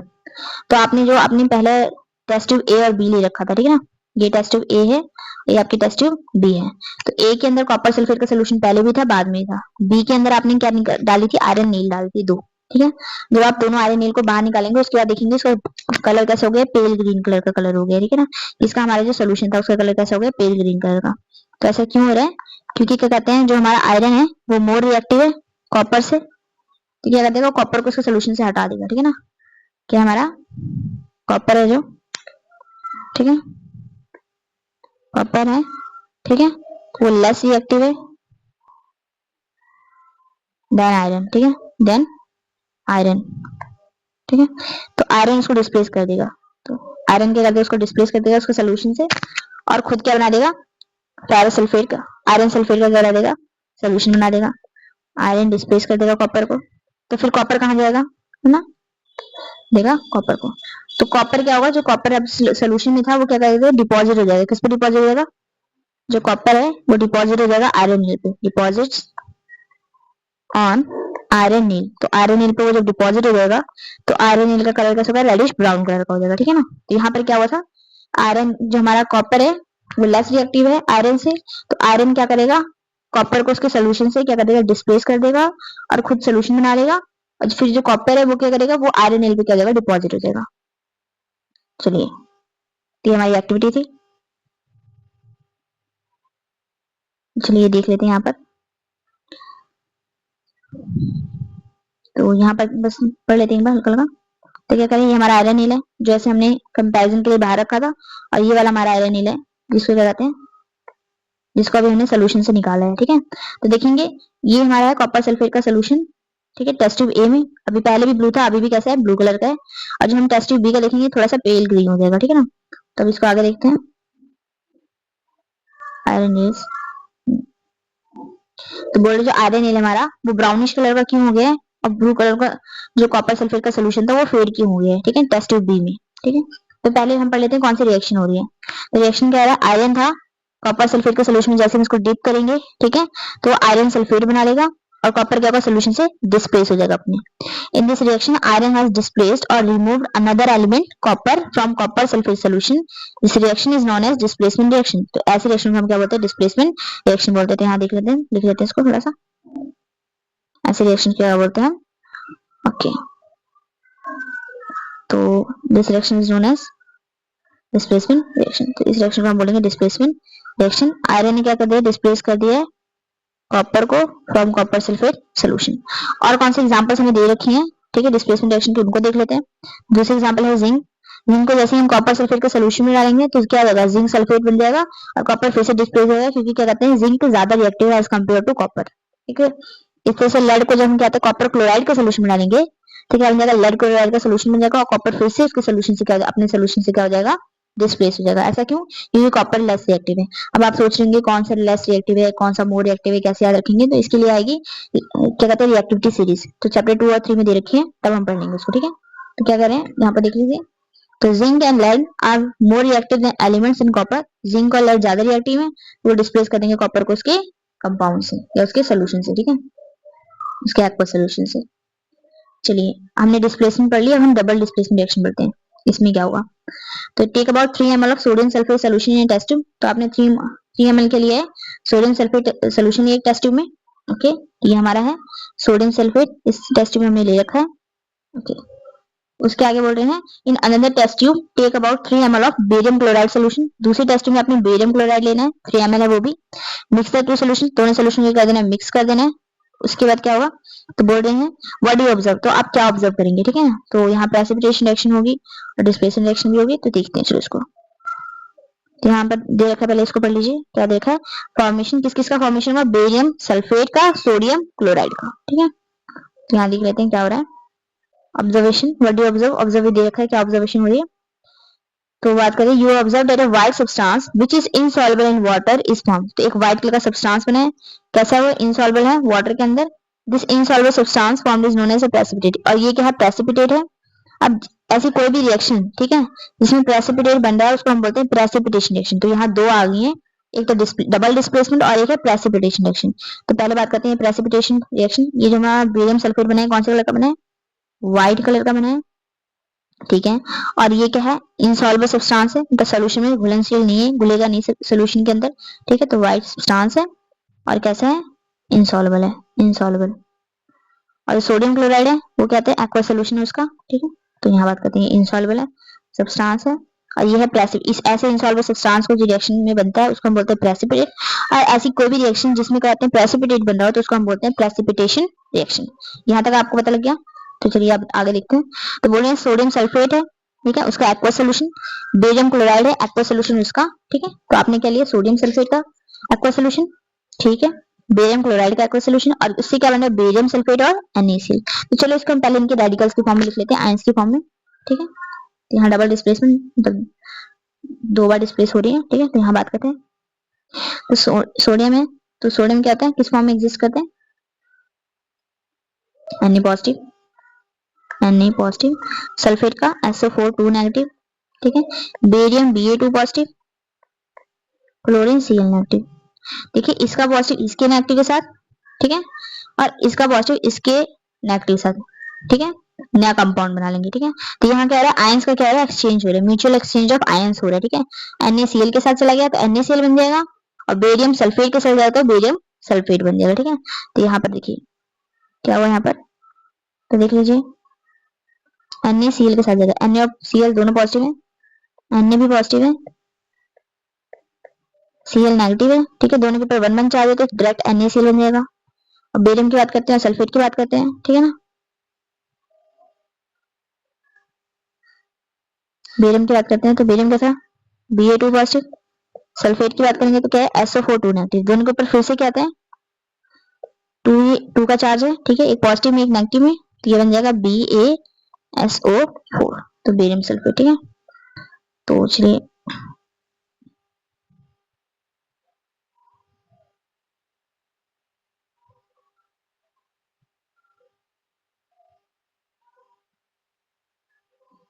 आप कह रहे हैं जो एक्सचेंज ऑफ अब यहाँ पर जो बना था, ठीक है, प्रेसिपिटेट बना था, हमने बात की ना बेरियम सल्फेट बना था व्हाइट कलर का प्रेसिपिटेट, क्यों बना था तो इसके बारे में बात करते हैं। What causes this the white, और यहाँ बात करते हैं the white precipitate of barium sulphate is form by the reaction of SO4 2 negative and Ba2 positive, ठीक है। और जो दूसरा प्रोडक्ट बना था कौन सा बना था सोडियम क्लोराइड, और सोल्यूशन के अंदर ही रहेगा, ठीक है।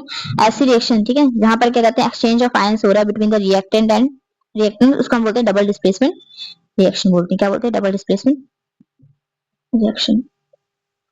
आगे बोल रहे हैं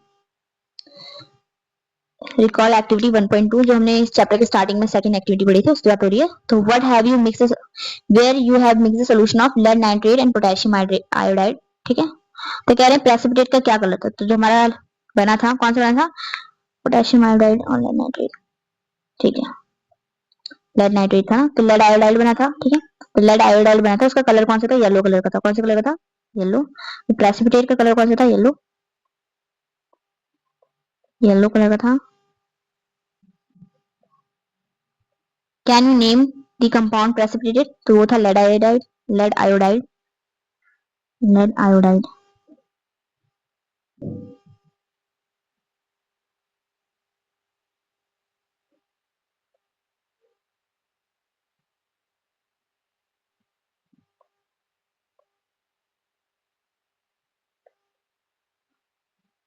लेड आयोडाइड, ठीक है। Write the balance chemical equation for this reaction is also double displacement reaction, तो पहले लिख लेते हैं इसको, चलो क्या है lead nitrate and potassium iodide, यहाँ लिख लेते हैं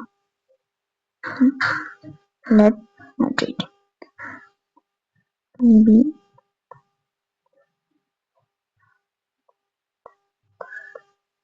पोटेशियम आयोडाइड, ठीक है, दोनों का एक्वस सोल्यूशन है, यहाँ भी एक लिख लेते, ठीक है, बस। तो जैसे ये होगा तो क्या बनेगा लेड आयोडाइड बनेगा और पोटेशियम नाइट्रेट बनेगा, ठीक है।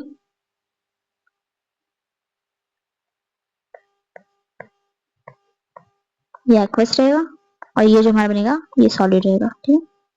तो आगे बात करते हैं, तो ये हमारी रिएक्शन हो गई। अब इसको बोला है हमें बैलेंस करना है, ठीक है ना, तो हम देख लेंगे क्या क्या है। तो रिएक्टेंट साइड देखेंगे लेड इधर एक है, प्रोडक्ट साइड भी एक लेड है। आयोडीन की बात करेंगे तो इधर एक है इधर 2 है, तो पहले हम आयोडीन को बैलेंस करते हैं, 2 से क्या कर देंगे मल्टीप्लाई कर देंगे पोटेशियम साइड को, तो इसको हम क्या करेंगे 2 से मल्टीप्लाई, ठीक है।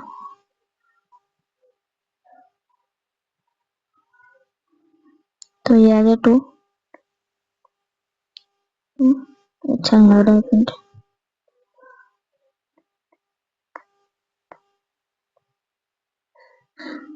अच्छा, हाँ जी। तो हमारा आयोडीन तो बैलेंस हो गया। पोटेशियम इधर 2 है, इधर पोटेशियम कितने 1, तो इसको हम 2 से मल्टीप्लाई करेंगे। ठीक है, तो इधर हम क्या करेंगे 2 से इसको मल्टीप्लाई कर देंगे, तो इधर 2 आ गया। अब आगे देखते हैं क्या क्या बैलेंस हो गया। तो बात करते हैं 2 potassium 2 potassium 2 iodine 2 iodine, nitrogen ए 2 है। अब यहाँ पर बात करते हैं तो इधर साइड भी नाइट्रोजन कितने हैं 2 है। देखिए नाइट्रोजन की बात करेंगे तो यहाँ पर सबस्क्रिप्ट में कितना लिखा है 2 लिखा है, तो 2 से मल्टीप्लाई होगा, तो नाइट्रोजन 2 है, इधर भी 2 है। ऑक्सीजन की बात करेंगे तो कितना है 3 2 जा 6, और इधर भी ऑक्सीजन कितनी है, मैं बात करूँ तो कितनी है 3 2 जा 6, तो ऑक्सीजन इधर भी 6 है। तो हमारी रिएक्शन क्या हो गया, बैलेंस हो गया।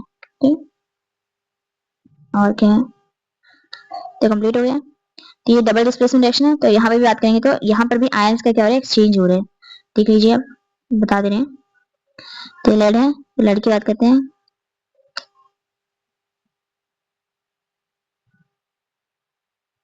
तो लेड है, कैसे कैसे एग्जिस्ट करेगा, तो लेड है Pb2 पॉजिटिव। ठीक है, नाइट्रेट है NO3 negative, potassium K positive, iodine I negative. तो यहाँ बात करेंगे इन ये दोनों रिएक्ट कर जाएंगे। ठीक है, तो लेड, अब यहाँ जो इसका देखिए इसके ऊपर 2 पॉजिटिव चार्ज है, इसके ऊपर 1 नेगेटिव चार्ज है, 1 नेगेटिव चार्ज है, तो इसका 2 इसके बैग में जाएगा। ये 9th क्लास में किया होगा आपने। ठीक है, जाएगा PbI2, तो लेड आयोडाइड बन जाएगा। तो ये हमारा बन गया है। उसके आगे बात करते हैं अगर,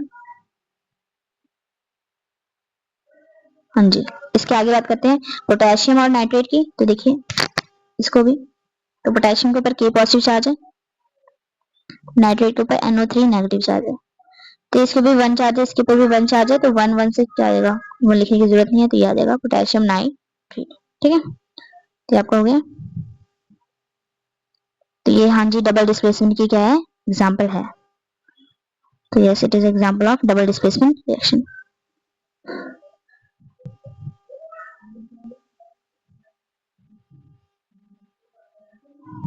तो यस क्या लिखेंगे, yes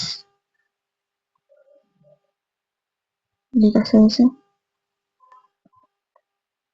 yes.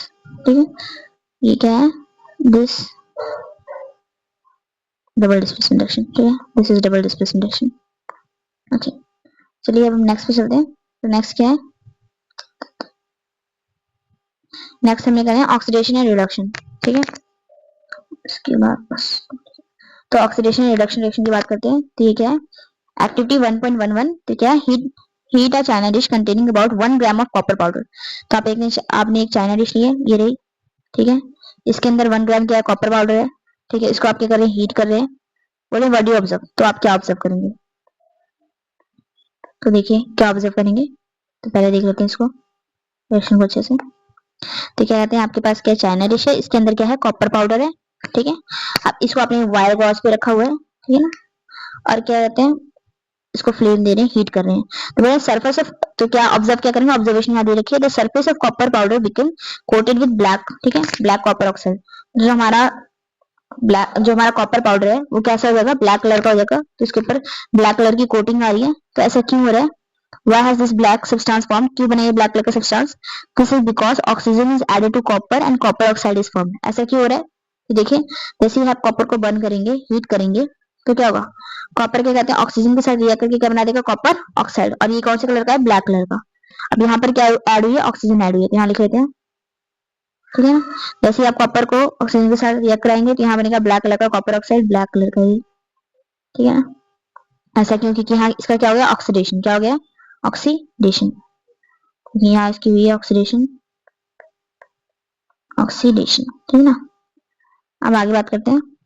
If hydrogen is passed over this black heated material, अब क्या है, जो आपका ब्लैक कलर का हीटेड मटेरियल बना है कॉपर ऑक्साइड, इसके ऊपर से अगर आप ऑक्सीजन हाइड्रोजन गैस पास कर देंगे, ठीक है, तो क्या कहते हैं, जो कॉपर था आपका वापस कौन सा कलर का आ जाएगा, ब्राउन कलर का। ठीक है, तो पहले भी कॉपर कौन सा कलर का होता है, रेडिश ब्राउन कलर का होता है उसका नेचुरल कलर। तो पहले कॉपर कौन सा कलर का था, रेडिश ब्राउन कलर का, उसका नेचुरल कलर था, वो कलर का था। उसके बाद उसको आपने हीट किया, तो क्या बन गया, ब्लैक कलर का कॉपर ऑक्साइड। उसके बाद आप कह रहे हैं, अगर आप इस ब्लैक कलर का जो कॉपर ऑक्साइड बना है, इसके ऊपर से क्या कहते हैं हाइड्रोजन गैस पास कराएंगे तो रिएक्शन क्या हो रही है, रिवर्स हो जा रही है। ठीक है, वापस कॉपर को अपना ब्राउन कलर मिल जा रहा है। कॉपर कैसा हो गया फिर से ब्राउन कलर का। कॉपर कैसे कलर का हो गया, ब्राउन कलर। यहाँ फिर से इसको कौन सा कलर आ गया, ब्राउन कलर।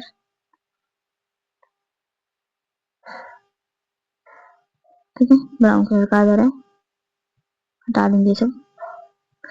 बोले if a substance gains oxygen during a reaction it is said to be oxidised. तो ऑक्सीडेशन रिएक्शन, रिडक्शन रिएक्शन, इसके बारे में पढ़ते हैं। तो देखिए क्या बोल रहे हैं, if a substance gains oxygen during a reaction, तो उसको हम बोलते हैं उसका क्या हो गया, ऑक्सीडेशन, या तो वो क्या हो गया, ऑक्सीडाइज हो गया। तो if a substance, if a substance, ठीक है, gains oxygen during a reaction, तो हम बोलते हैं वो ऑक्सीडाइज हो गया। If a substance lose, if a substance lose, if a substance loses oxygen during a reaction, तो हम बोलेंगे उसको रिड्यूस हो गया। ठीक है, यहाँ पर भी क्या हुआ है देखिए आप, दो रिएक्शन से ही। तो क्या बोल रहे हैं, पहले बोल रहे हैं if a substance gains oxygen during reaction, अगर कोई सब्सटेंस है और उसको क्या मिल रही है, ऑक्सीजन मिल रही है। ठीक है, उसको ऑक्सीजन का गेन हुआ है, जैसे इसमें हुआ है, कॉपर ऑक्सीजन के साथ रिएक्ट करके बना दिया कॉपर ऑक्साइड, तो बोलेंगे उसका क्या हो गया, ऑक्सीडेशन, वो ऑक्सीडाइज हो गया। अब बोले if a substance lose oxygen, अब यहाँ पर क्या था, इसके पास ऑक्सीजन थी, इसने क्या कर दिया, ऑक्सीजन को लूज कर दिया, तो ये वापस कॉपर बन गया। तो ऐसी रिएक्शन जिसमें ऑक्सीजन लूज हो रहा है उसको बोलेंगे रिडक्शन या रिड्यूस्ड हो गया। ठीक है, ड्यूरिंग रिएक्शन, अब आगे बढ़ते हैं, क्या बोल रहे हैं, during this reaction the copper two oxide is losing oxygen. अब जो सेकंड रिएक्शन है, रिएक्शन थी हमारी कौन सी रिएक्शन, 1.29 ये वाली, तो इसमें क्या हो रहा है, जो कॉपर ऑक्साइड है वो क्या कर रहा है, लूज कर रहा है ऑक्सीजन को। ठीक है, तो इसलिए उसका क्या हो गया, रिडक्शन।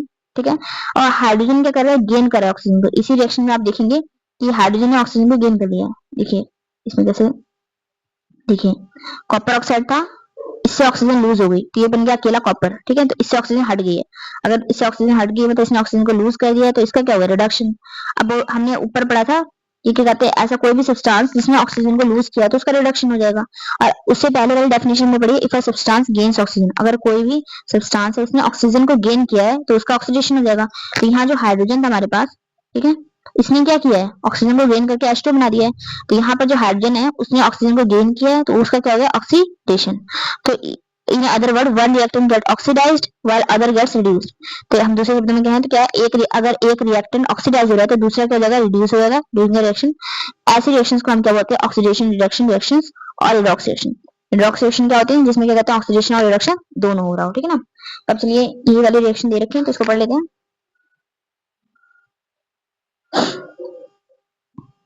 यहाँ देखिए ये कॉपर ऑक्साइड है, ठीक है, इसने क्या लिया, कॉपर ऑक्साइड से क्या बन गया, कॉपर। तो यहाँ पर इसके पास कॉपर ऑक्साइड के पास तो ऑक्सीजन थी लेकिन कॉपर के पास ऑक्सीजन नहीं है, तो इसका क्या हुआ, रिडक्शन, क्योंकि इसने ऑक्सीजन को क्या कर दिया, लूज कर दिया। अब हाइड्रोजन की बात करते हैं, हाइड्रोजन से क्या बन गया, ये वाटर। तो पहले H2 था, अब H2O, इसमें ऑक्सीजन ऐड हुई है। किसी भी चीज में अगर ऑक्सीजन ऐड हो तो उसको क्या बोलेंगे, उसका क्या हो गया, ऑक्सीडेशन। तो ये समझ में आया आपको। तो कुछ अदर एग्जांपल्स भी दे रखे हैं रिडॉक्सिडेशन की, जैसे दे रखा है जिंक ऑक्साइड। ठीक है, जब कार्बन के साथ रिएक्ट कर रहा है तो क्या बन रहा है, जिंक प्लस कार्बन मोनोऑक्साइड। तो चलो इसको भी लिख लेते हैं कहीं पर, क्या बोल रहे हैं, जिंक ऑक्साइड कार्बन से रिएक्ट करके क्या बना रहा है, जिंक प्लस कार्बन मोनोऑक्साइड, है ना। तो यहाँ जिंक की बात करते हैं। ठीक है, पहले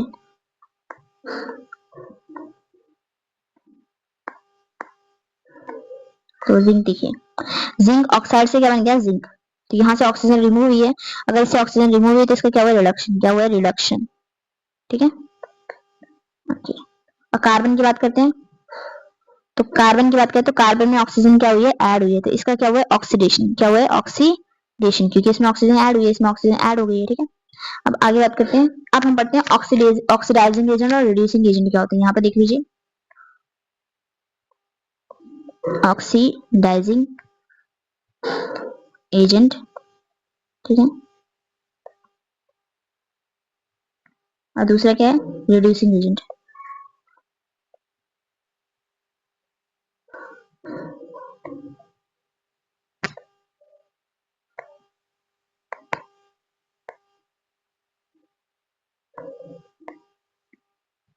तो ऑक्सीडाइजिंग एजेंट का मतलब क्या है, जो ऑक्सीडेशन कराने में हेल्प कर रहे हैं। ठीक है, मतलब जो ऑक्सीडेशन कराने में हेल्प कर रहा है।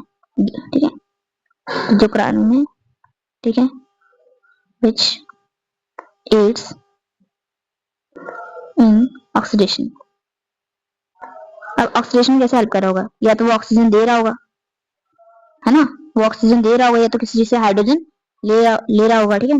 अब यहाँ पे भी बात कर लेते हैं, रिडक्शन क्या होगा, रिड्यूसिंग एजेंट क्या होंगे, विच एड्स इन रिडक्शन, मतलब जो हेल्प कर रहे हैं रिडक्शन कराने में, ठीक है ना। तो बात करते हैं जैसे इसी में समझ लेते हैं, इसी रिएक्शन में, ये जो रिएक्शन दे रखे हैं, तो यहाँ मैं बात करती हूँ। देखिए जिंक ऑक्साइड का क्या हुआ है, जिंक ऑक्साइड से क्या बन गया, जिंक, जिंक ऑक्साइड से क्या बन गया, जिंक, ठीक है। तो इसके पास ऑक्सीजन थी और इसके पास ऑक्सीजन नहीं है, इसकी ऑक्सीजन कौन ले गया, कार्बन, ठीक है।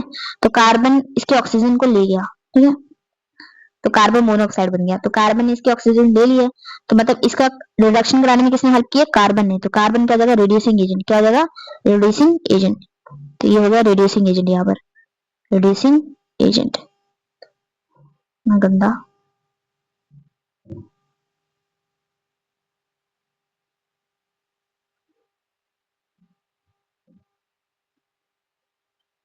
तो कार्बन क्या हो गया, रिड्यूसिंग एजेंट, ये हो गया हमारा रिड्यूसिंग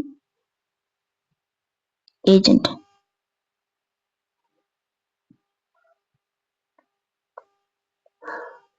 आगे देखते हैं, अब बात करते हैं कार्बन की, ठीक है। तो कार्बन है, कार्बन के पहले पास ऑक्सीजन नहीं थी, बाद में इसके पास क्या आ गई, ऑक्सीजन आ गई। तो इसको किसी ने ऑक्सीजन दी है ना, तो इसको किसी ने ऑक्सीजन दी है, किसने दी है, जिंक ऑक्साइड ने। तो जिंक ऑक्साइड ने इसको ऑक्सीजन दी है, मतलब इसको ऑक्सीजन ऑक्सीडेशन कराने में किसने हेल्प किया है, जिंक ऑक्साइड ने। तो जिंक ऑक्साइड किसकी तरह करेगा, ऑक्सीडाइजिंग एजेंट की तरह, यहाँ किसकी तरह करेगा, ऑक्सीडाइजिंग एजेंट की तरह। तो ये एक्ट कर रहा है ऑक्सीडाइजिंग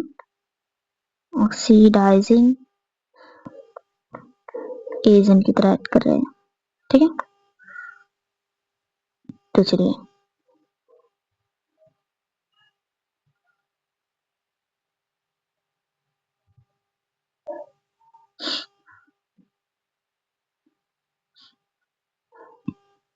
तो यहाँ हम लिख लेते हैं, ऑक्सीडेशन रिडक्शन हो गया। और क्या देखा जी, हाँ जी, एक एग्जाम्पल और दे रखिए, इसको भी देख लेते हैं, ठीक है, इसके बाद बात करते हैं। तो some other examples of redox reactions are, एक तो हमने पढ़ ली, दूसरी वाली क्या है, यहाँ पर देख लेते हैं। तो बोल रहे हैं मैंगनीज डाइऑक्साइड से, मैंगनीज डाइऑक्साइड और एसिड लेकर क्या बना रहे हैं, मैंगनीज क्लोराइड, वाटर और क्लोरीन। तो यहाँ पर देखते हैं किसका ऑक्सीडेशन है, किसका रिडक्शन है। तो मैंगनीज डाइऑक्साइड में ऑक्सीजन थी, लेकिन हमारा जो मैंगनीज क्लोराइड है इसमें ऑक्सीजन नहीं है, तो यहाँ से ऑक्सीजन हटी है, इससे ऑक्सीजन दूर हुई है, तो इसका मतलब यहाँ पर क्या हुई, रिडक्शन, क्या हुई है, रिडक्शन, ठीक है। अब HCl की बात करते हैं, तो HCl है, यहाँ पर HCl है और यहाँ पर सिर्फ Cl2 है, मतलब यहाँ से हाइड्रोजन हटा है, यहाँ से हाइड्रोजन हट गया है, तो यहाँ पर इसका क्या हुआ, ऑक्सीडेशन, ठीक है।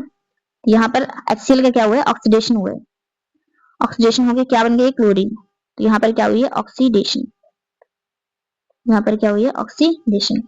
तो आप सोच रहे होंगे कि HCl हाइड्रोजन वाला हमने कुछ पढ़ा नहीं है, ठीक है। तो अभी यहाँ ऊपर हमने जो पढ़ी थी डेफिनेशन, वो तो सिर्फ ऑक्सीजन के कांसेप्ट में बता रहा था सब कुछ ना, कि उसके पर्सपेक्टिव में बताया था कि क्या किसी सब्सटेंस के पास ऑक्सीजन आई है तो ऑक्सीडाइज हो गया है, अगर किसी सब्सटेंस से ऑक्सीजन हट गया है तो क्या हुआ, रिड्यूस। लेकिन एक चीज और याद रखिए, अगर किसी सब्सटेंस में, ठीक है, लूज कर रहा है ऑक्सीजन तो उसका रिडक्शन हो रहा है, ठीक है। इससे अगर कोई सब्सटेंस लूज कर रहा है हाइड्रोजन को, तो उसका क्या हो जाएगा, ऑक्सीडेशन हो जाएगा, हाइड्रोजन के केस में। अब मैं लिखवा देती हूँ सब, तो यहाँ पर इसका क्या हुआ है, ऑक्सीडेशन रिडक्शन। चलिए नेक्स्ट पेज पे चलते हैं। तो यहाँ पर लिखा भी हुआ है, in the reaction 1.31 carbon is oxidized to carbon monoxide and zinc oxide is reduced to zinc। ये तो हमने पढ़ लिया है, ठीक है, तो इसको एक बार बस पढ़ लेते हैं जल्दी।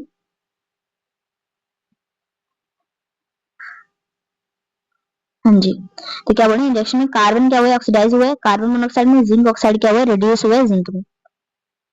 अब जो सेकंड रिएक्शन में पढ़ के आए हैं, तो HCl का क्या हुआ है, ऑक्सीडेशन हुआ है Cl2 में, और मैंगनीज डाइऑक्साइड का क्या हुआ, रिडक्शन हुआ है MnCl2 में, मैंगनीज डाइक्लोराइड में, ठीक है।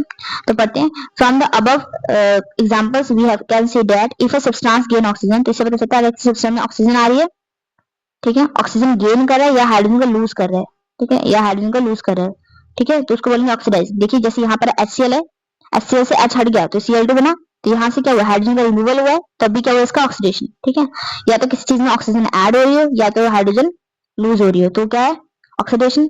अगर किसी सब्सटेंस में क्या कर रहे हैं, लॉस कर रहे हैं ऑक्सीजन को और गेन कर रहे हैं हाइड्रोजन को। ठीक है, ऑक्सीजन को कोई लूज करता है तो क्या हो जाता है, उसका रिडक्शन होता है। वैसे अगर कोई चीज हाइड्रोजन को गेन कर लेगी तो उसका क्या हो जाएगा, रिडक्शन हो जाएगा, तो उसको बोलते हैं it is said to be reduce. ठीक है, तो अब यहाँ एक और ये रखा है, इसको बोल लेते हैं where a magnesium ribbon activity 1.1, जब एक मैग्नीशियम रिबन है वो बर्न हुआ था डार्जिलिंग व्हाइट फ्लेम से एयर में, तो क्या है changes to a white substance, और व्हाइट सब्सटेंस में चेंज हो जा रहा था। ठीक है, तो मैग्नीशियम रिबन था, बर्न हो रहा था और व्हाइट सब्सटेंस बनाया था मैग्नीशियम ऑक्साइड।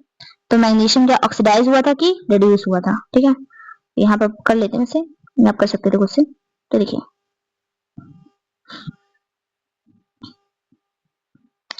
तो मैग्नीशियम था, ऑक्सीजन से रिएक्ट करा और क्या बना देता, MgO, मैग्नीशियम ऑक्साइड। ठीक है, तो यहाँ पर ऑक्सीजन का एडिशन हुआ है, तो यहाँ पर क्या हुआ है ऑक्सीडेशन, ऑक्सीडेशन हुआ है, तो मैग्नीशियम क्या हुआ ऑक्सीडाइज हुआ है, क्या हुआ है ऑक्सीडाइज हुआ है। तो आंसर क्या होगा हमारा ऑक्सीडाइज, ऑक्सीडाइज, ये आंसर है, ये वाला। ठीक है, चलो सारा हटा दे रहे हैं।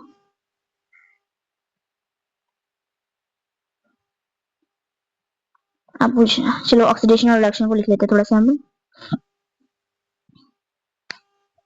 हाँ जी, तो यहाँ ऑक्सीडेशन,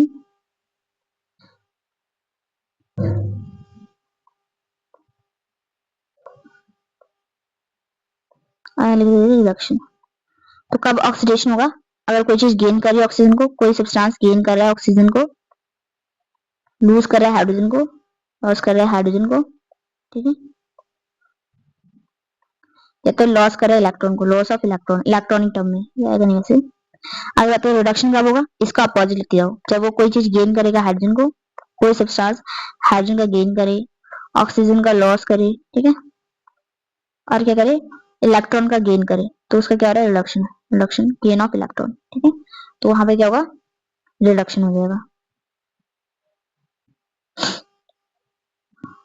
अब कोरोजन के बारे में पढ़ लेते हैं, क्या बोल रहा है, have you observe the effects of oxidation reduction in reactions in every life. तो ऑक्सीडेशन जो रिएक्शंस हैं उनके इफेक्ट्स के बारे में बात कर रहे हैं। तो क्या पहला कोरोजन दे रखा है, you must have observe that iron articles are shiny. ठीक है, when new but get coated with a reddish brown powder when left for some time. ठीक है, जितने भी हमारे आयरन के आर्टिकल्स होते हैं, ठीक है, वो सारे क्या होते हैं शाइनी होते हैं जब नए नए खरीदते हैं, लेकिन थोड़े टाइम बाद क्या हो जाते हैं, थोड़े टाइम बाद इसके reddish brown powder coated with reddish brown powder when left for some time. इसको हम क्या बोलते हैं, इसको हम रस्टिंग बोलते हैं। क्या बोलते हैं, रस्टिंग, की जंग लग गया आयरन पे हमारे। ठीक है, some other metals also get tarnished in this manner. इसी तरह से काफी मेटल और भी दूसरे मेटल है जो खराब होने लगते हैं। ठीक है, have you ever notice the colour of coating of formed on copper and silver. तो कॉपर एंड सिल्वर पे जब उनका वो जब खराब होते हैं तो उनपे कौन सी कोटिंग आती है। तो बात करते हैं मेरा मेटल इज अट्रैक्ट। तो यहाँ पर हमें पहले कोरोजन की डेफिनेशन दे रखी है, उसको पढ़ लेते हैं। पहले मेटल,